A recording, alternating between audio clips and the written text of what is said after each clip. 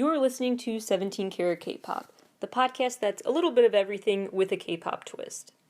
From pop culture critiques to the history of K-pop to interviews with people in the K-pop industry and K-pop artists themselves, to concert and album reviews, to a deep dive into the discographies of different K-pop artists, to K-pop news updates, to stories about the music industry more broadly. This show tries to cover everything about K-pop and K-pop as it applies to the larger music and concert scenes. Visit 17caratkpop.weebly.com for more information about the show. That's 17caratkpop.weebly.com. Hello everybody and welcome back to 17 Carat K-Pop. Today on the show, we're going to talk about my favorite K-pop and J-pop releases of February 2021, as well as a bunch of honorable mentions and just elaborating on what I wrote about in my latest blog post for why these are worth checking out. You can go to that blog post if you want to check out the YouTube videos I talk about in a playlist, as well as a Spotify playlist of the songs I recommend. Time to issue my regular monthly disclaimer now. Music, at the end of the day, is so subjective, but it's so cool the way that we all listen to music and get something totally different out of it. Go away with entirely different interpretations, entirely different reviews of it, and that's very, very cool. So I'm just going to share my picks, so please don't, come for me if your favorite isn't on the list. A lot of great releases came out, literally hundreds, as they do every month in the worlds of J-pop and K-pop. Narrowing down this list is always super hard, but I tried my best. So please just keep that in mind, and keep in mind that this is all just in good fun. I would love to start a fun, goofy, light fight if you want to argue about which song is better on an album, or just something like that, but please don't make it so intense and take it so personally. With that disclaimer, let's dive right into the list with honorable mentions. One of my biggest honorable mentions for sure has to be I Am from Monsta X with his solo EP, debut EP, Duality. I just felt like every song was one side of him, and he didn't show his duality as much as you would think. It just felt like he expressed his feelings honestly and everything, but just the takeaway was not he showed a bunch of different sides of himself and the duality within him. That was not my takeaway at all.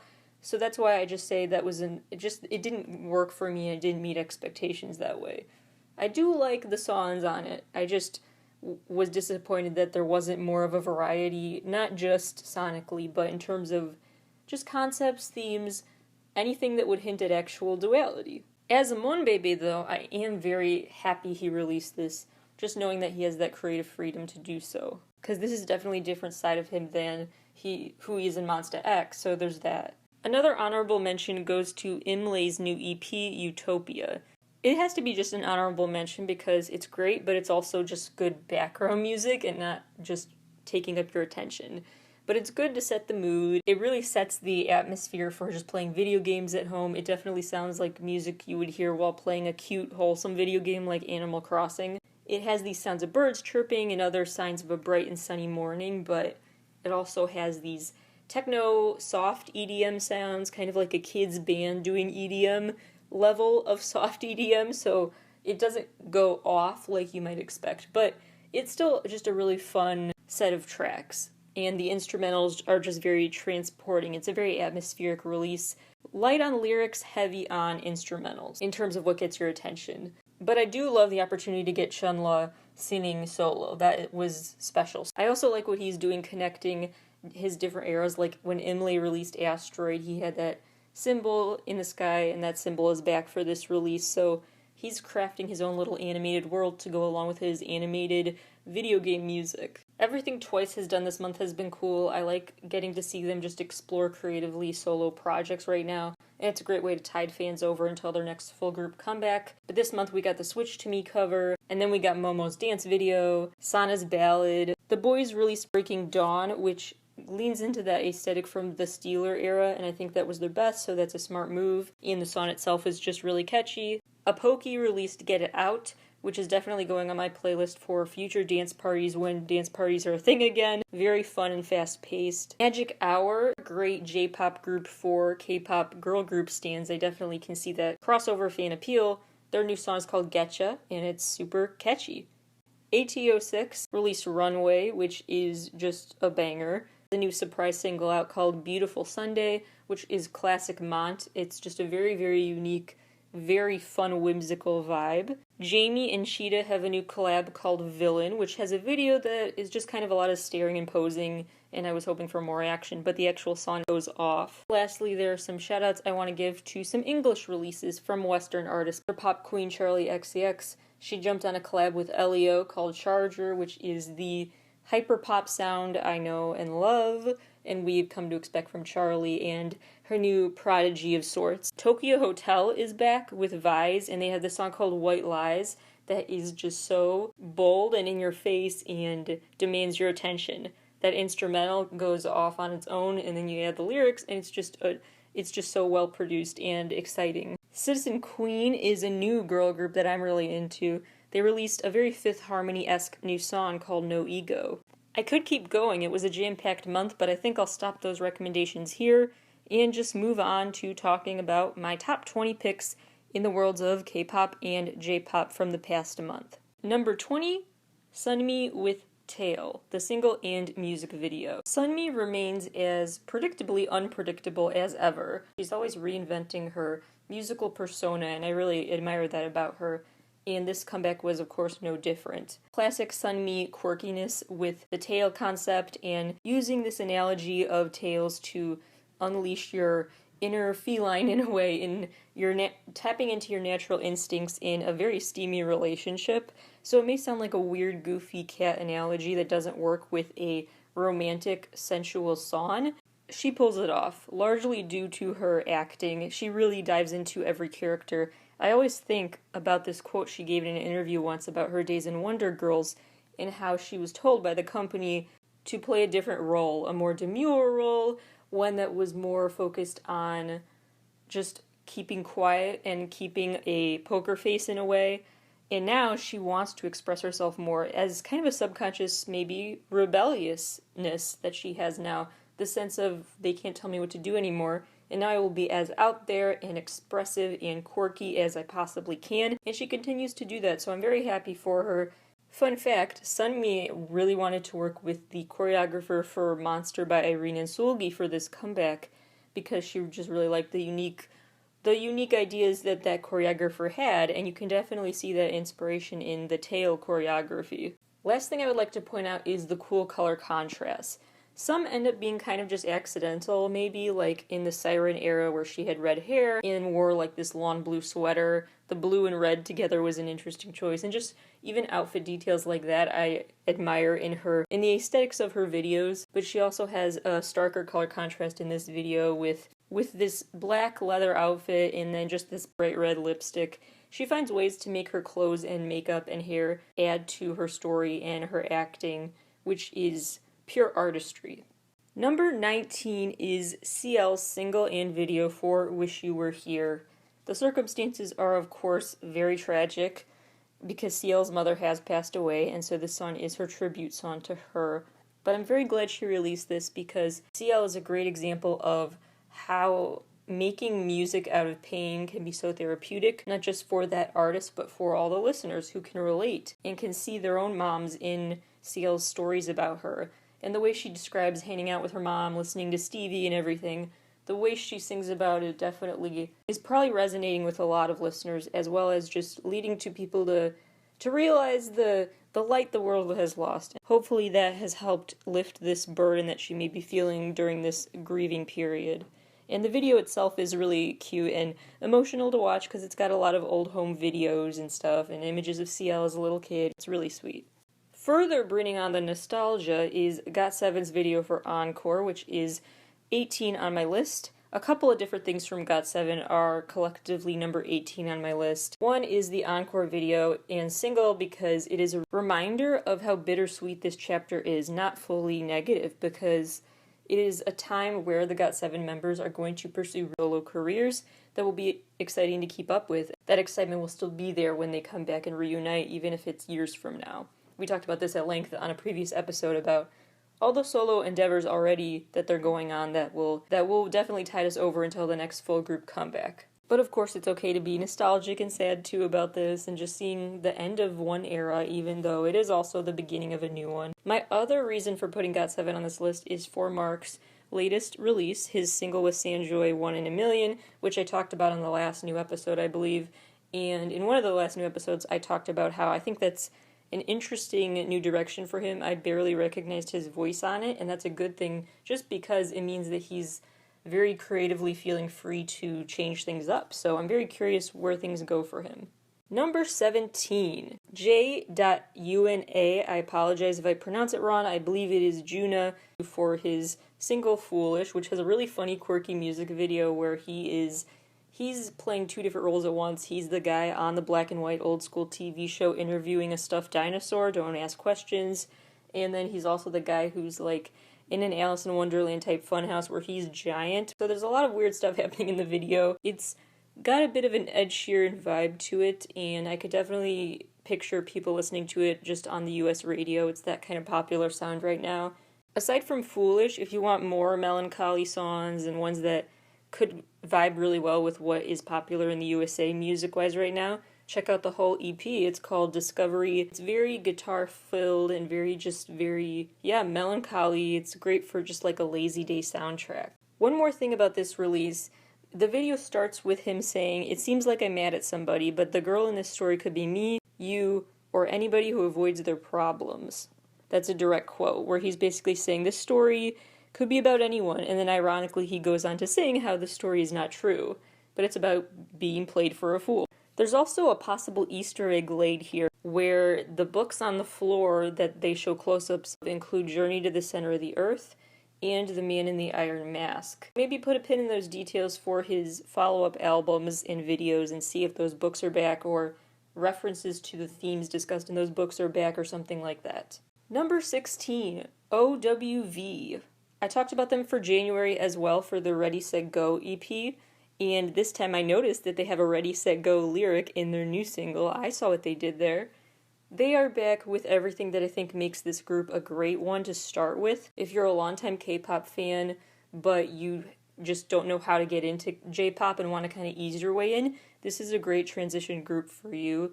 This boy band definitely has a very strong K-pop influence in their work, which is often the case for C-pop groups, not as much J-pop. J-pop is often more of its own thing and does not mimic the sonic structure of K-pop as much, but this group definitely does.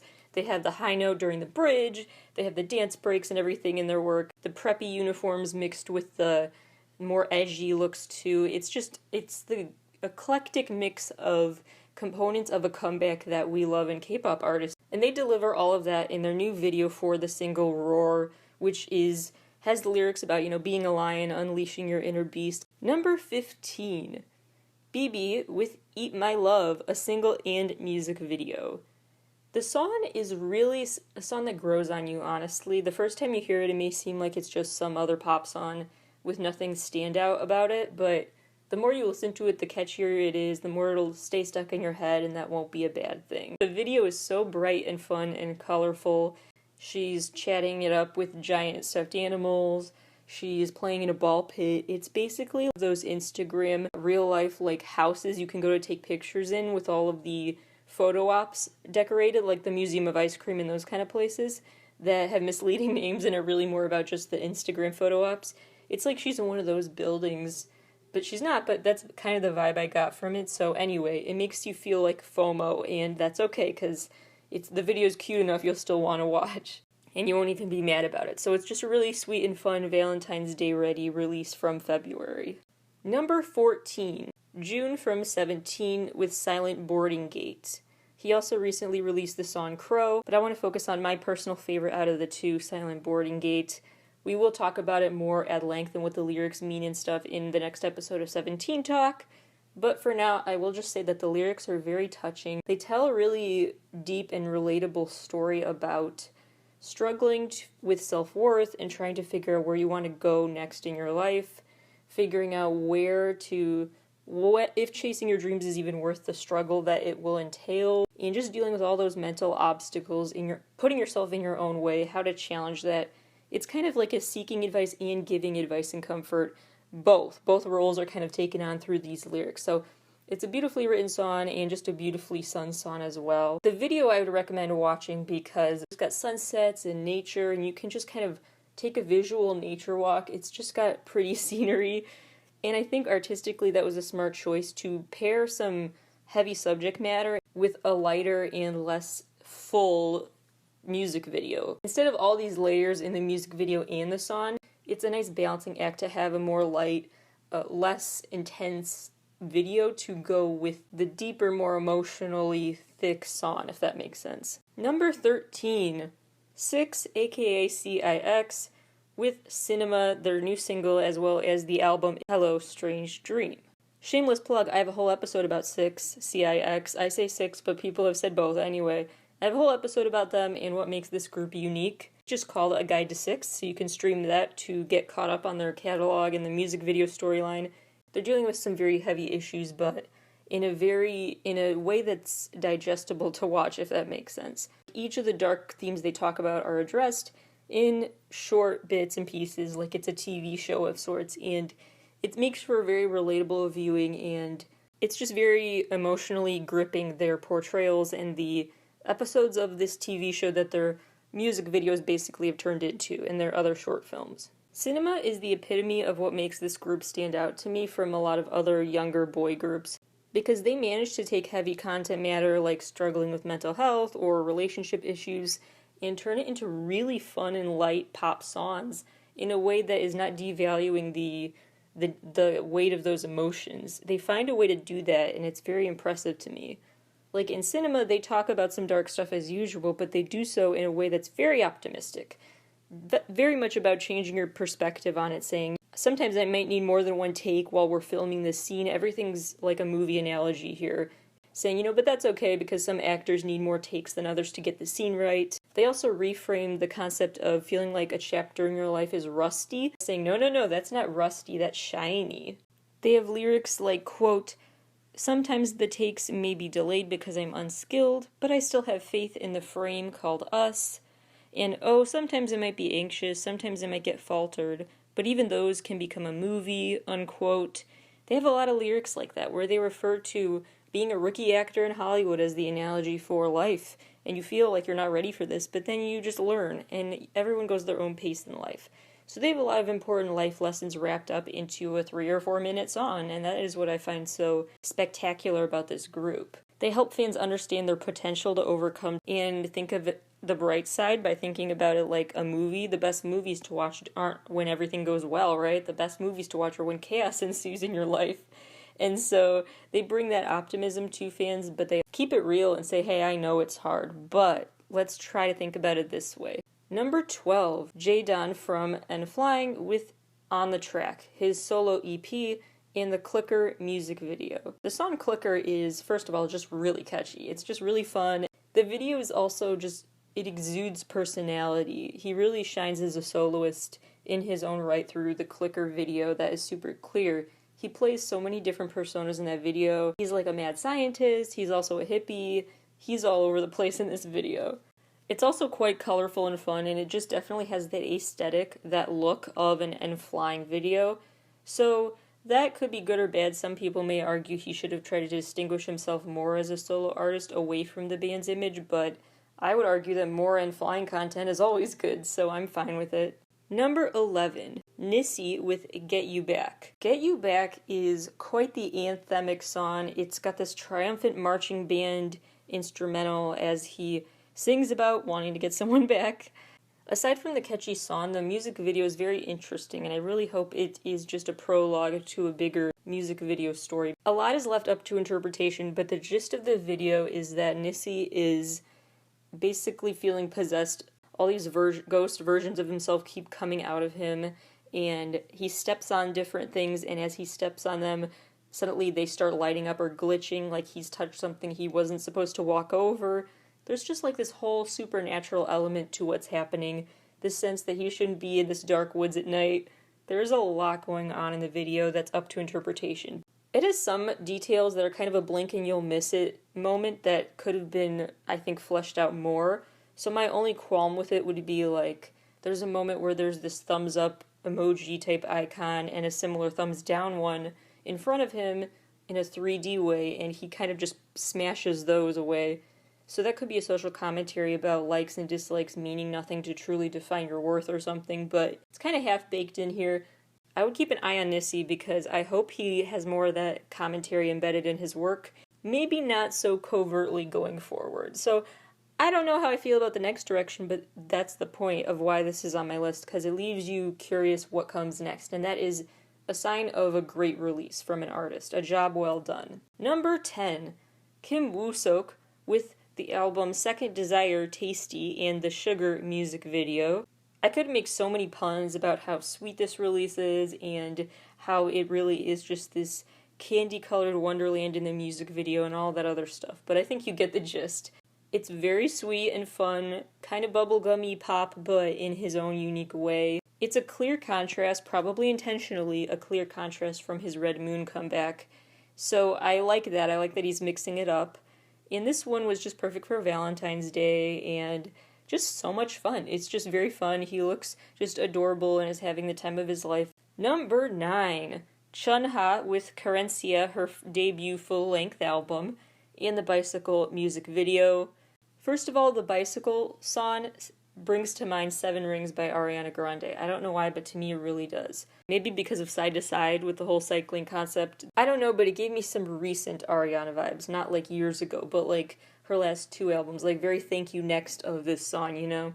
And that attitude persists throughout this release, where it has a very interesting just mix of sounds in a still classically pop record, but it has elements of, you know, Latin inspiration in there. There's a ballad, there's collaborations you wouldn't expect, there's an EDM ready, club ready track, Dream of You. So many layers to this album, and that's why it's a great first album. It runs the gamut vocally, sonically, visually, in terms of the singles that were released earlier with videos to accompany this.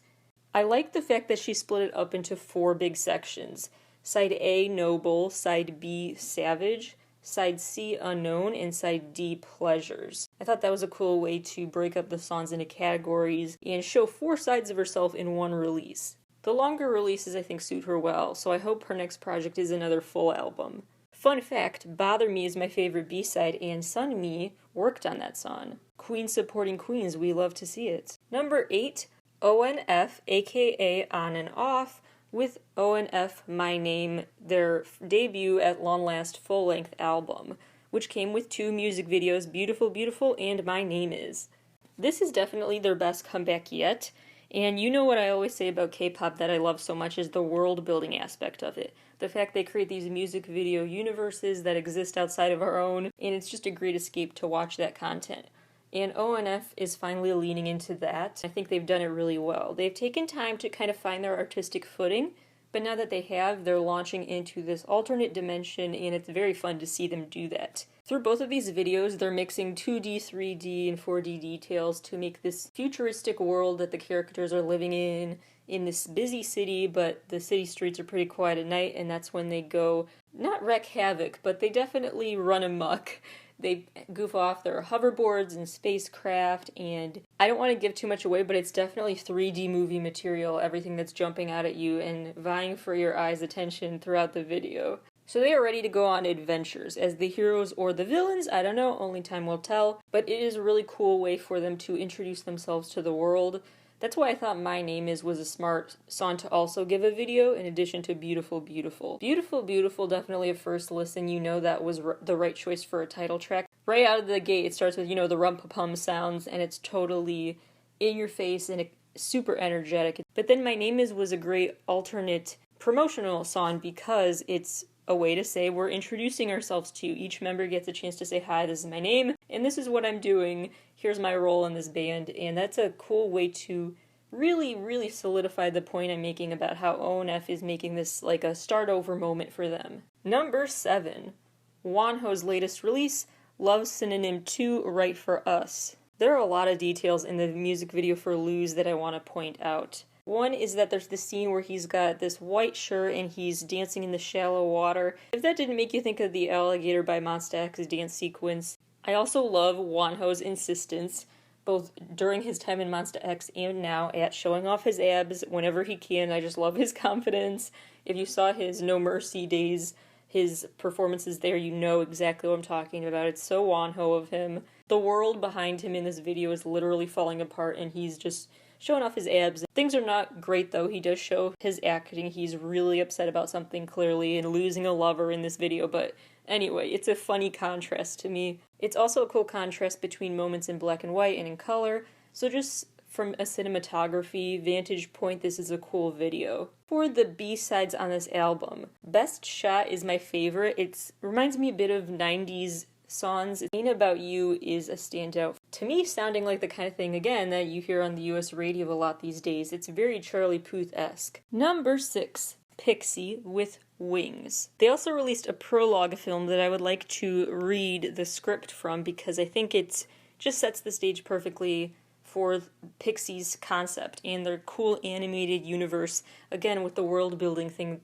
that I really appreciate in artists, and it's becoming more necessary for them to stand out from the rest of the new groups. The prologue film goes like this, quote, "In a small and dark forest, there were 6 fairies living together. These fairies were born without wings by birth, and were made fun of by the other fairies. But the 6 fairies paid no mind and lived happily together. But one day, one of the 6 fairies that was looking for flowers to tie their hair up with found a pair of broken wings. 'Hey, what is this?' The curious fairy wondered what it was, and took it to the other 5 fairies. 'Hey, look what I found! I think I found a pair of wings!' As they stared into the shiny broken wing, they felt happy as if the wing was one of their own. But the happiness did not last long. The curious fairy who found the broken wing kept on having nightmares ever since. Every night in the dream, a witch with a black coat with red eyes appeared and said, 'My fairy, hand me over the broken wings before the red moon rises. Then I shall give you new shiny wings for you and your friends. But if you don't, I shall curse you and everyone around you.' The fairy was in shock. So the fairy told all the other fairies about the dream. As they listened, the courageous fairy suggested, 'Before the red sun rises, let's go find the witch.' So the 6 wingless fairies walked into the dark, leafless, throned forest to look for the witch. Couple of notes. The script is read as you see the animation. I would also like to point out that the evil witch in their story looks like a long-lost sister of the evil witch from Snow White and the 7 Dwarfs. Just throwing that out there. Third thing, the translation directly says throned, but I think they meant thorned, thorny woods, but that's just my guess based on the animation. It was not a treeless woods as it alludes to, it was full of trees. There may be a few things lost in translation, but the gist of it is that the fairies thought they had luck, but now their luck has clearly run out because someone is vengeful for them taking that wing and deciding that they own it now. Someone does not want to give them their wings literally, wants to keep them away from that source of power. With the video for Wings and the performance videos and everything, they are seen unleashing this inner beast and feeling like they're pixies, not fairies. There's a big difference. If you ever watched Fairly Odd Parents growing up, you know there's a big difference. The pixies in them are not the same as the wholesome fairies. These ones are out for revenge. These ones, they have a gleam in their eyes at points in this video, making you think maybe they didn't reach the red moon in time or the red sun or whatever, and that means they did get affected by the curse that turned them into evil people. Who's evil? Who should you trust? Who should you not trust? All of that is still up in the air, but that's the fun of it. What is whispered in a hurried, nervous tone as if someone's quick getting out the message while she can before someone comes back for her is in the Wings video, where it starts out with saying, if you give me the wings, I will give you new wings, but if you don't give me them, I'll curse you. But one of the members of the group is saying that. One of them turned into the witch, or one of them was the witch the whole time. Again, lots of open-ended things happening, and so I'm very excited to find out what happened. Number 5. Kane Daniel with Paranoia, a similarly dark, spooky aesthetic. Kane Daniel also has a mini-movie of sorts. It is intense. So let me tell you, you will cringe. You will see a bed of nails descend upon him. You will see stabbing and blood. You will see, obviously it's all acting, but it gets intense. Drowning scenes. There's a lot there. It's like watching the scariest parts of watching Fear Factor all in a row. So just be aware of that. But if you think you can take it, I would highly recommend checking out this video because it really is gripping. The song really embodies the feeling of paranoia, and when a song embodies a feeling, I always find that impressive. and this one definitely accomplished that. You feel nervous as you're listening to it, and that's the point. It's like you're watching a horror movie. In this video, King Daniel's looks are just so on point. The eye makeup, even just the look in terms of his smile, the look on his face, it's all really playing up the role. He's got these leather outfits on that are very Taemin-esque. I just love everything about this comeback. Number 4, SHINee with Don't Call Me. We've talked at length about this release in the episode called Give It Up for SHINee, my last new episode, so go check that out for my whole rundown of that. But just know it's high up on this list for a reason. Number 3, the new boy band Kingdom with the single Excalibur and the new album. If you are a K-pop fan, even if you're a brand new K-pop fan, you probably have already caught on to the fact that you know that tons and tons of K-pop groups latch onto that royalty concept, that dark, regal concept like an evil queen or king, or something like that medieval type of aesthetic. That's super, super common. But Kingdom has found a way to still make it fresh and do it their own way. So I was admittedly not sure how original I would find this group, but now I'm really hooked and I can't wait for more from them. The song Excalibur brings the right energy for the theme. It is very cinematic, as is the music video. There's a magic orb on a scepter, there are swords everywhere, there's a big ceremony of sorts where all these hooded figures carrying swords seem to be just waiting, lined up for someone to take the throne and restore order. There's a scene where they're running away from explosions. There are 2 moons in the sky indicating they're at the area between 2 different worlds or dimensions. There are just so many attention-getting details throughout this video, it's hard to just say one is the standout. Really, really well done, and I'm curious where their story goes as well. It's very to be continued. Number 2, The Chain G with Wicked Night and Love Again. When I say this album is reminiscent of The Weeknd, I mean that in the strongest terms. I would be shocked if The Weeknd was not an inspiration for The Chain G's new album. It is so much like Blinding Lights and those other retro vibes that The Weeknd has been releasing as of late. And that is not a bad thing. This is not a copy. It doesn't feel derivative. It feels like its own thing, but it's definitely very sonically influenced by The Weeknd. And even music video-wise influenced a bit, because The Weeknd has been doing lately a continuous story and just more of a cinematic plotline to his movies that's continuous. And the same with Chain G, because he has now a back-to-back where Wicked Night tells the first part of the story and then the second part is in Love Again, right where the last video left off. And that one ends in a to-be-continued way for the next album and single, probably. So it's a continuous story like The Weeknd's. It's got the synth-heavy vibe of The Weeknd's, but it's his own thing as well. Very, very catchy. It's also a very cohesive collection of songs, which I love. You can just listen straight through, and it all flows well together and tells a story. And the videos leave you wondering what comes next. He starts out where he's like in this fancy suit just performing in a hotel lobby, and you're seeing the more fancy schmancy public side of the party. And then the second video flips that over, so he's suddenly in this more technicolor hallucination of a version of the same party where things are getting more wild.